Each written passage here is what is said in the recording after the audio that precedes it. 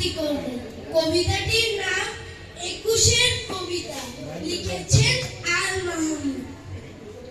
ফেব্রুয়ারির 21 তারিখ দুপুর বেলা রক্ত, বৃষ্টি নামে বৃষ্টি কোথায়, বরকতের রক্ত। হাজার যুগের সূর্য তাপে জ্বলবে এমন লাল যে, সেই লোহিতেই লাল হয়েছে কৃষ্ণচূড়ার ডাল যে। প্রভাত ফেরির মিছিল যাবে, ছড়াও ফুলের বন্যা, বিষাদ গীতি গাইছে পথে তিতুমিরের কন্যা।